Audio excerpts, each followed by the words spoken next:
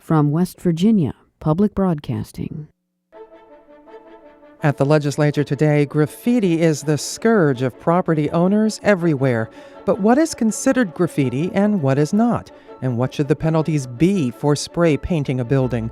Discussion about all of these issues in the House today. And we'll talk about the issues affecting the state's farmers with Gus Douglass, the State Commissioner of Agriculture, tonight on the Legislature Today.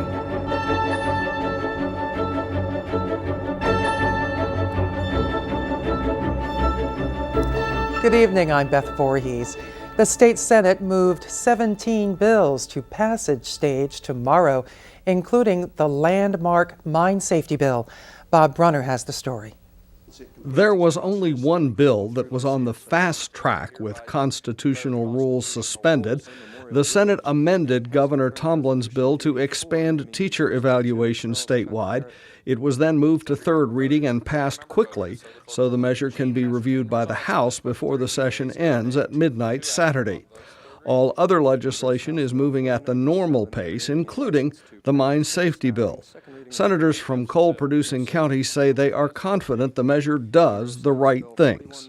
I hope that given what has occurred here with UBB and some of the others, that what we're doing will make a dramatic difference in what has happened in these coal mines. By and large, most of the companies and most of the miners do what's right, but occasionally you have some that don't, and this is hopefully intended to address that. Unfortunately, my grandfather was killed in the mines of McDowell County in 1940, and we've come a long way, but it needs to be as safe as we can possibly make it, and hopefully this bill will do that.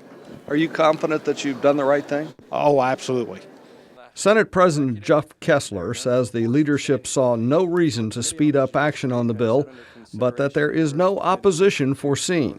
No bill's ever perfect. There's always a little bit of grumbling, but that's usually a sign of a good bill. If everyone gets everything they want, then somebody usually, got the short end of the stick. This is a bill I think there's a consensus that it'll do what it's intended to, is increase mine safety without a significant amount of disruption to the operations. And that's, the goal is to have a zero tolerance for accidents in a mine, and hopefully this will help us get there. With a minor amendment today, the measure will go back to the House after expected Senate passage tomorrow. Minority Leader Mike Hall says it's another example of bipartisan cooperation. That's an excruciating issue when you're dealing with the tragedies that have occurred in our mines. Any death's unacceptable. I am not in that particular industry, so I followed this, listening to the people who are. It appears that the affected parties have come to some agreements. I mean, there was even a little amendment on the floor today about, the position of an individual if there was a mining disaster. So I think they've worked out sort of all the bugs. Everybody's come together with their opinions about what ought to be in place if something bad happens, or what shouldn't be in place, or what should be in place to keep it from happening. And so I'm reliant somewhat upon those who know this industry well, and the committee members on my party that have worked on it. So it does look like that we've come to a solution that makes everyone happy, which is kind of unusual for a bill of this nature. But I think it does show the cooperative nature of our legislature at this point on issues like this, and hopefully this will prevent deaths and will make things far safer for our men and women who work in the mines. There was some expectation that the Senate might move to suspend rules and push the mine safety bill through today. But as with pretty much everything else this session, they are moving with deliberate speed. None of the 17 bills up for passage tomorrow is expected to generate any controversy. For West Virginia Public Broadcasting, I'm Bob Brunner in Charleston. Two Senate committees have heard extensive testimony about legislation concerning the development of broadband communications across the state. But it now appears that the issue will be studied for a year before any new laws are passed. The Transportation and Infrastructure Committee first heard from two members of the House of Delegates, pushing for passage of a law permitting flashing lights on motorcycles, and recommended its passage. Then the bill relating to development of the so-called middle mile of broadband development was amended to a study resolution. That means it's unlikely to pass this session. The committee chair is Senator Bob Beach. We're looking for information to determine whether we still need to address the middle mile, whether it's being adequately addressed by Frontier and other communication operators that are in the state. That's primarily our intent behind this piece of legislation, is just get that information back to us. If we need to address the middle mile, then so be it, and we'll move forward from there. Some industry representatives say there is now no feasible way to connect the regional broadband towers to the towns and cities which would benefit end users. The West Virginia legislature is trying to make graffiti a separate offense from destruction of property. As Adam Cavalier reports, the House Finance Committee passed Senate Bill 408 today, but with loads of discussion on what the penalties should be. The Senate version of the bill sets up misdemeanors for the first 3 offenses with either jail time or fines. Cabell County Republican Carol Miller says the bill is meant to help Huntington's graffiti problem. If the same people keep doing the same thing over and over and over, it's not fair to those business owners. And they need to have a punishment that's a little bit stronger than smacking those people on the hand and saying, oh, don't do that. You know, it reminds me of the concept in New York City about broken windows. And we try really hard to have a good-looking downtown. And to have people just destroy it at their own will is not right. The House version of the Senate bill was sponsored by Cabell County Democrat Doug Reynolds. Reynolds says the penalties in the Senate version of the bill aren't strong enough. One of the major problems is if you treat it just as destruction of property, say it's $200, $300 to get the paint removed, it's a misdemeanor, no jail time, small fine.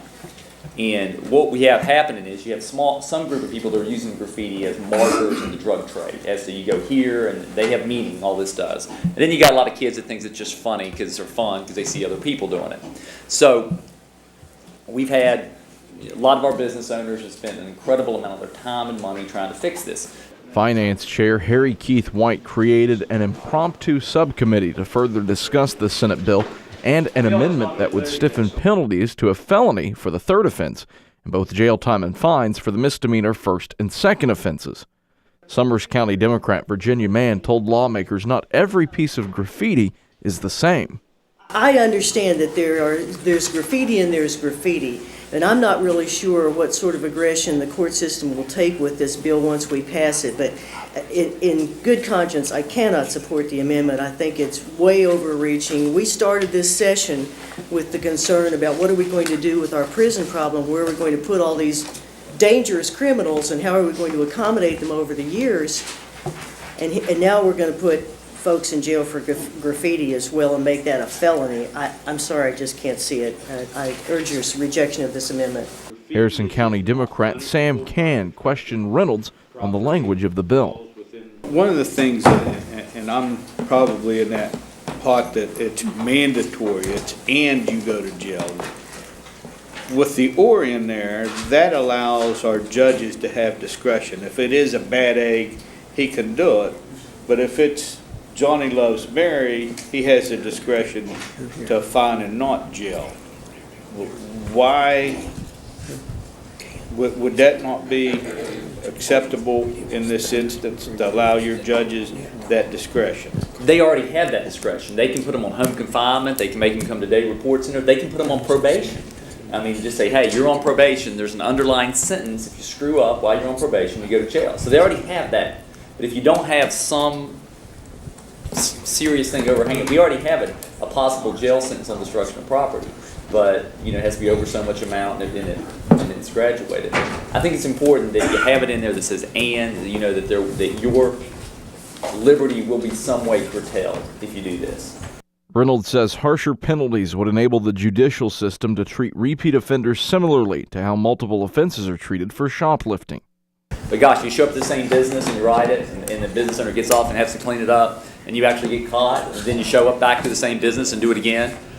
Now, the owner has to come back and clean up your mess again, and you go through the court system, and then you come back a third time and write Johnny Loves Mary on the same business.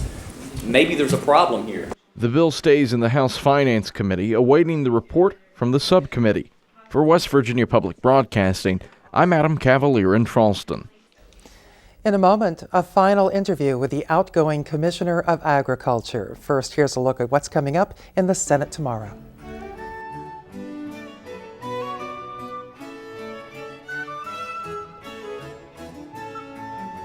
Among the bills up for passage in the Senate tomorrow, House Bill 2521, eliminating the requirement that domestic violence orders be sent via certified mail.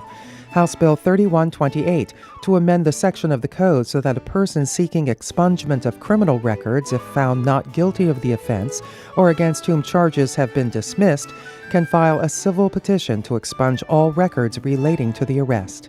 House Bill 4097, to create a hairstylist license overseen by the Board of Barbers and Cosmetologists. House Bill 4126, to authorize a legislative rule for the Higher Education Policy Commission regarding authorization of degree-granting institutions and rules of the Council for Community and Technical College Education regarding the Workforce Development Initiative Program and tuition and fees. House Bill 4238 allows people who are participants in the Secretary of State's Address Confidentiality Program to vote an absentee ballot. The program conceals the address of someone who's filed a domestic violence restraining order. House Bill 4299, Governor Tomlin's bill to permit a county board of education to use bus operators regularly employed by the county board of a different county to operate buses. This is to accommodate the Boy Scout Reserve in Fayette County. House Bill 4320, to authorize the Secretary of the Department of Environmental Protection to propose legislative rules to settle violations of the Hazardous Waste Management Act by consent agreements as an alternative to instituting a civil action in the circuit courts of the state. House Bill 4330, to provide that driver's licenses may contain information designating the licensee as a person who is honorably discharged veteran of any branch of the U.S. Armed Forces. House Bill 4351, Governor Tomlin's bill on mine safety. House Bill 4481, expanding the Comprehensive Behavioral Health Commission to include representatives of the Division of Rehabilitative Services, the Behavioral Health Consumers Organization, and the West Virginia Coalition Against Domestic Violence. The commission studies the current behavioral health care system. Among the bills on second reading in the Senate tomorrow, House Bill 4088, repealing the telecommunications tax. House Bill 4260, relating to insurance coverage for autism spectrum disorders. House Bill 4345, prohibiting the unauthorized sale of railroad scrap metal. House Bill 4530, allowing public utilities to sell bonds as a means of alternative financing to avoid consumer rate increases. And House Bill 4648, at the request of the Supreme Court, to implement a domestic violence court pilot project.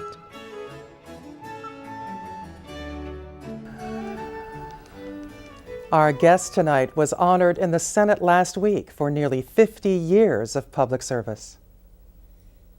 Number 50 honored Agriculture Commissioner Gus Douglass, who was first elected to the office in 1964.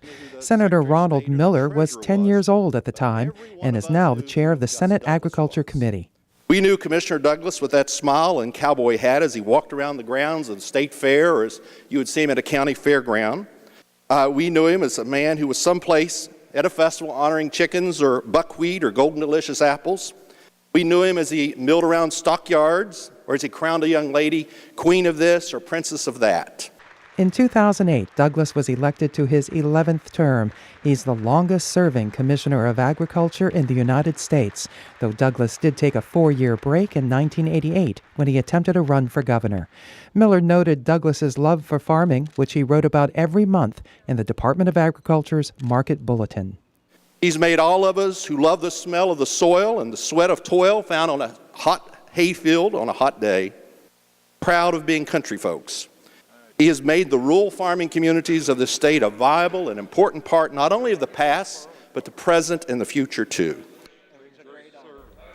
And it is with great pleasure that we welcome State Agriculture Commissioner Gus Douglass. Welcome, Mr. Commissioner. So glad you're here.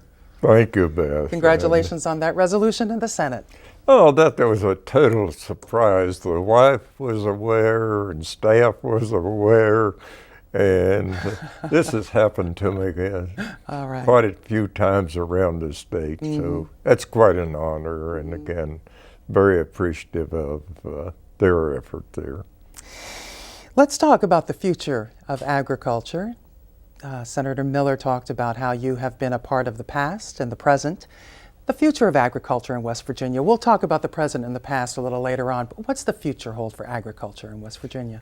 I consider the future is excellent because we're a very stable economy here in West Virginia, and 23,000 farm folks are qualified as farmers out there, and the census shows that this is what I'd love to announce, that they're owner-operated. And most of those have no indebtedness against them. And so it's been a battle through the years to maintain this viable industry and heritage for West Virginia. And now it's beginning to pay off. It's getting expensive to get foods across the country. And so we can produce here in West Virginia and give the consuming public a break, but this is the trend that we see and other states are seeing. And so just like the farmers market next door. The local foods movement has really done a lot to help West Virginia small farmers. Yes, and I'm very proud of the processed foods that we have here. We've put considerable effort into working with individuals in their home kitchens, and well, Taze Valley Biscuits, and started in his garage. We have supported him, and I have a loan program, and many people don't realize it in the department, and but we have supported him all the way. He's now in international trade, and besides national, and again, a popular name in West Virginia.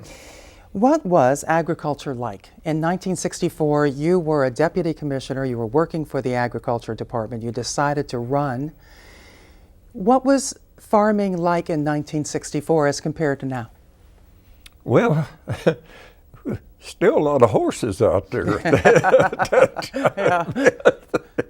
And still farming was in that area. And of course, we were very antiquated in handling of food, and that there were no laws or regulations, really health laws, with foods. And You mean like food safety laws? There were no food handling laws or anything like that in 1964? There were some food handling laws, but there was nothing dealing with the process or disease control.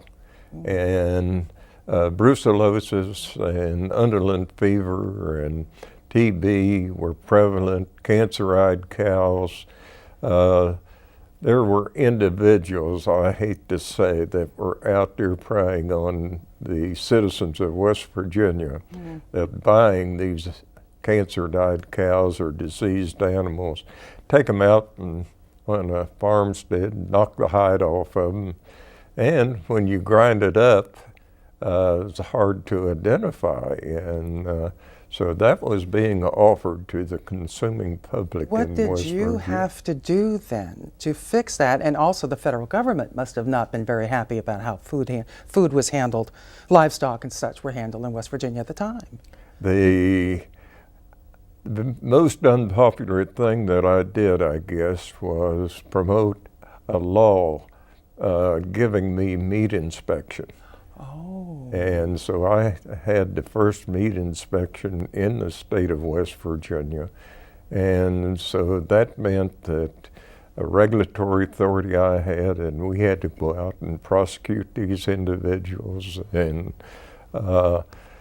control the animals to make certain that they did not get into the food channels. And it went further than that because this day and time we permit no additives or preservatives in food, and that was very prevalent back in yesteryear. You put hamburger in the meat case and load it up with preservative, and sometimes it would last weeks. And so people weren't happy with me, or they weren't happy with my staff, and I had threats on my life. And in that course of action, but thank goodness there was good meat processors and industry out there, and the general public began to find what was happening, and of course the grocers started looking for better supply. But you know, vegetables were in the same category. West Virginia was a dumping ground. If there's freeze-damaged vegetables shipped across the country, they dumped them in West Virginia again because we had no inspection. And I was given, the brokers were not getting any help. If you wanted a federal inspector, you had to go to Pittsburgh in order to find a federal inspector to come in and look at the vegetables, and they could refuse them. But I corrected that.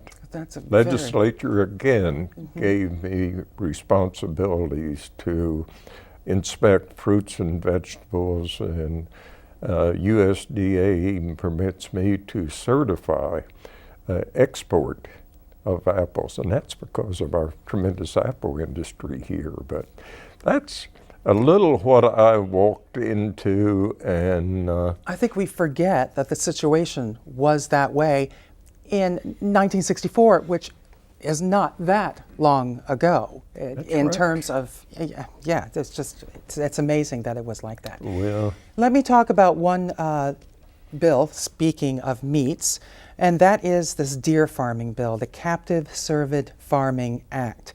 You, as the Commissioner of Agriculture, want this to happen.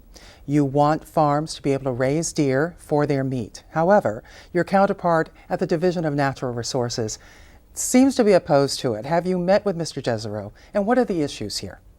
I met with him, and his issue is that he thinks that they are a breeding ground for diseases.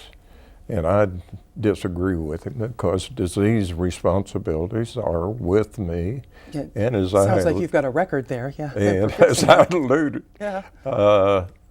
we cleaned this state up, and those deer farmers right now, I am cooperating with them. We're testing those deer herds regularly, and some of them are accredited now to be brucellosis free and tuberculosis free.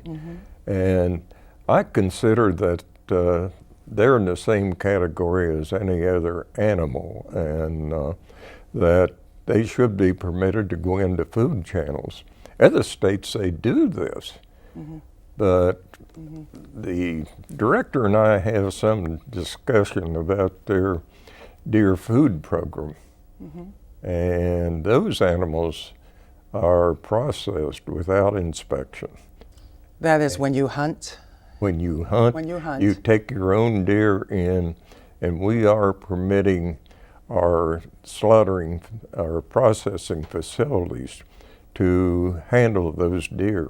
They have to do it at a special time, but the condition of those deer that have been hauled around for several days really concerns me, Beth, and that I would like to see some inspection and more protection for the hunters that are getting those deer in taking them home with them. But I offer the service to those deer hunters with their surplus deer. This is what they want to move out and take to a processing plant. They have to take them to the processing plant live. And so we give them the same inspection that you get on your beef this day and time in the supermarket. And then they can go to the supermarket, and people would like to have it, especially those on diets, but I can move them to a high and they'll slaughter.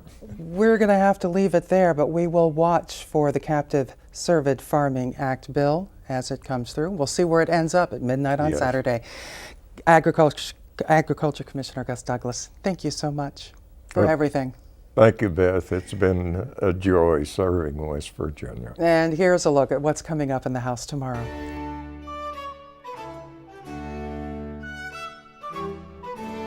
Up for passage in the House tomorrow, Senate Bill 365 to increase the number of members of the Public Employees Insurance Agency Finance Board from 9 to 11 by adding one representative of a political subdivision, either a county or municipality, and one additional representative of the public having experience in the financing, development, or management of employee benefit programs. Among the bills on second reading in the House tomorrow, Senate Bill 362 to authorize the issuance of $52 million in bonds for capital improvements for Cacapen Resort State Park and Beach Fork State Park. Senate Bill 371, Governor Tomlin's bill to allow McDowell County to participate in a school improvement project. Senate Bill 387 to require all state, county, municipality, and local floodplain managers be adequately trained in floodplain management to better manage and mitigate the special flood hazard areas in West Virginia. Senate Bill 410 to make West Virginia law consistent with federal law on withholding of personal income tax on gambling winnings. Senate Bill 424 to exempt barbers licensed in West Virginia for 30 years or more from continuing education requirements. Senate Bill 621 to require a major subdivision or land development to provide notice to a planning commission that the Division of Highways concurs that the development plan provides sufficient access to state highways. And Senate Bill 655 to allow the State Board of Veterinary Medicine to license a veterinarian who has a license from another state and passes an examination covering the laws and rules pertaining to the practice of veterinary medicine in West Virginia. Oh, okay.